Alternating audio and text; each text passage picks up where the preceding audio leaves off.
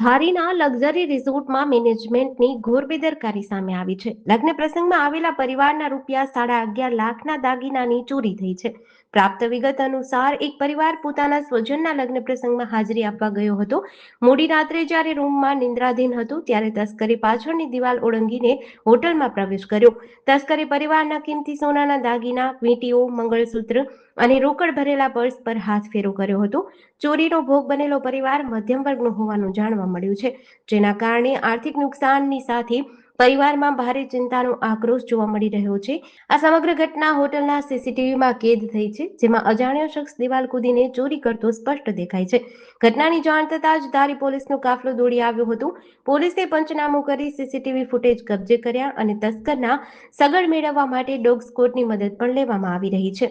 સ્થાનિકો અને પીડિત પરિવારમાં એ વાતને લઈને ભારે રોષ છે કે રિસોર્ટ દ્વારા મોંઘા ભાડા વસૂલવામાં આવતા હોવા છતાં સુરક્ષા બાબતે ઘોર બેદરકારી કરવામાં આવી રહી છે. મારું નામ હરેશભાઈ મોહનભાઈ સોની. શું બનાવ છે? બનાવમાં એવું છે, મેં અહીંયા ધ ફન વિસ્ટેરિયા રિસોર્ટ છે ધારી તુલસીધામ રોડ ઉપર. ત્યાં મારા શાળાના દીકરાના લગ્ન હતા, મેરેજ હતા. એ મેરેજમાં હું મારા વાઈફ અને મારી ડોટર, મારી દીકરી, અમે 3 જણા અમદાવાદથી મેરેજ માટે આવેલા. અને 30 તારીખે અમે સવારમાં અહીંયા આવેલા. 30 તારીખે દિવસના બધા કાર્યક્રમો પતાવેલ, રાતના સંગીત સંધ્યા પતાવીને અમે અમારા રૂમ ઉપર, room number 405 the fun Wisteria club, Dhari Tulsidham road, ત્યાં અમારું ઉતારા વ્યવસ્થા, ત્યાં રિસોર્ટમાં બધા મેરેજની બધું ફંક્શન હતા. રાત્રે 1 વાગે સંગીત સંધ્યા પતાવીને અમે અમારા રૂમ ઉપર પરત ફરેલ.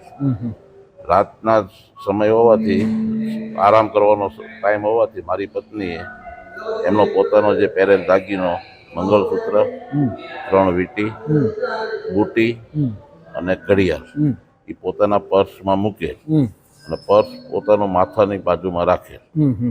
રાત્રિના સમયે સીસીટીવી ફૂટેજના આધારે રાતને 3:32 થી 3:57 સુધીમાં બહારની વંડી ઠેકીને માણસ આવેલો અને એ દાગીના અમારા ત્યાંથી ચોરી કરી ગયેલ છે.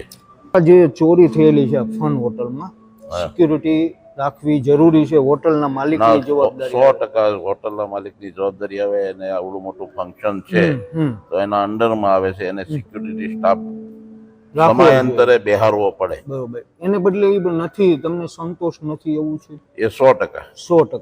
તમે જે ખર્ચ કરીને આજે આવડો મોટો રિસોર્ટ ફંક્શન રાખેલું હતું, કાર્યક્રમ હતો, લગ્ન હતો, એની અંદર જે ફન હોટલના માલિક છે એને તમને સિક્યુરિટી પૂરી પાડી નથી શક્યા અને આજે તમારે 11.5 લાખ રૂપિયાના દાગીનાની ચોરી થઈ છે, ત્યારે એ માટે જવાબદાર તો હોટલના સંચાલકો 100%.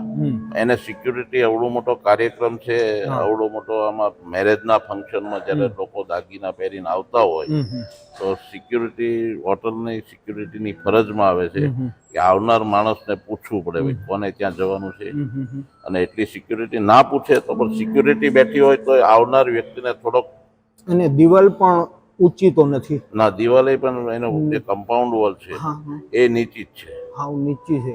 એને ત્યાં વ્યવસ્થિત કરવી પડે અને સિક્યુરિટી જાળવવી પડે, તાર ફેન્સિંગ કરી વ્યવસ્થિત એને કરવી પડે. જીડીસી ન્યૂઝ સાથે મૌલિક દોશી, અમરેલી.